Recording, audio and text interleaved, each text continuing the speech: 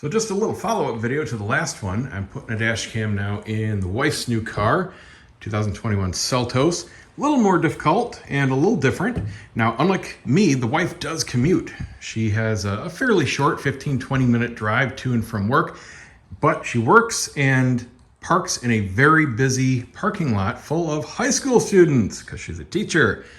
And they're not the world's most careful drivers. So we are using the Garmin parking cable, and we will be using parking mode on the camera. So we've got it mounted in really the only good place on this particular car, right smack dab in the middle. And that's because if you put it up here in the corner, and I tried all this with the live view just to make sure the pillar is slightly in the view of the camera. And likewise, we can't go up anywhere here next to her big electronics console up here because it's so thick that it obstructs the view if the camera is anywhere to the side of it. And that's a factory front-facing camera there. She does not have an auto-dimming mirror, so we do have to tap into power, even if we weren't using the parking cable. And you only need the special parking cable if you're using parking mode. And you can't even enable parking mode without the special cable. So it's an all or nothing thing there. But out of the box, you can hardwire it this same way if you so choose to. So if you don't have a powered mirror like here, this is how you do any kind of normal install. And you don't even have to buy anything because it all comes in the box. And she got everything on freaking sale, 25 bucks less than me, because literally 2 days after mine got delivered, the polarizing lens and the camera, both on sale, and the card and the SD card. So she's got the identical setup to mine, just cheaper. But what I did with the cable, you can see it here running up, and I'm going to tack it down to the edge there so you won't even see it at all with some 3M tape. And then I just ran it under the headliner lip, just literally tucked up under the lip, plenty of gap there. And then I just ran it behind the edge of this panel here. And then all you do is pull the door trim off, just pull it down. Sorry, looking at the wrong thing here. All you do is pull it down, all the way down, and I tuck the wire up underneath, push it back in place, bada bing, bada boom. So it's coming out down here. And then down here, we've got the fuse panel. This is a very common place, either on the driver or passenger side for the fuse panels.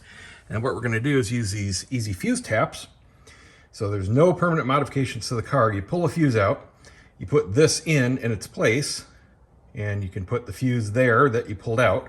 And then here you get a pigtail, and you can crimp on the two power cables that you need, a switched and a constant power. So for the constant power, door locks or the horn are good fuses that you can use. And for the switched, the radio is a really good fuse to use. And then the third wire is ground, and I'll have to find a bolt that is going directly to the body somewhere right around the fuse panel. Usually there's one, somewhere. I might have to pull this trim panel back to find it. Might be on the firewall, but it's going to be some bolt going right into any part of the metal of the car.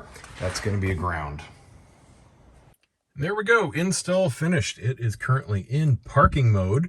So with this particular cam, parking mode gives you several options. You can have it only record if there's an impact to the vehicle, and that's what my wife chose. Or you can do it with motion, so if it detects anything in front of it, it'll save a clip, or a combination of both. So because she's actually at a school, motion would pretty much be recording all day with people walking around campus. Not gonna do it. So impact will work just fine for her.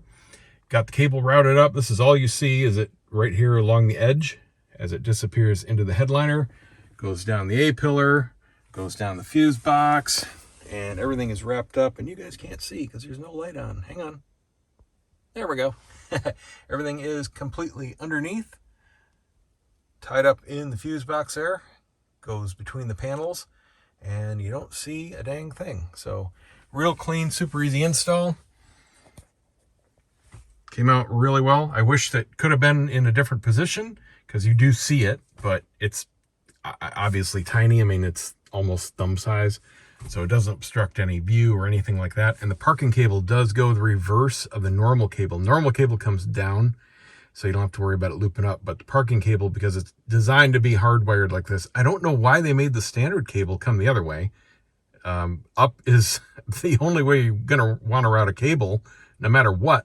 So thankfully it is routed up, so it does, it's as unobtrusive as possible. Let me put it that way.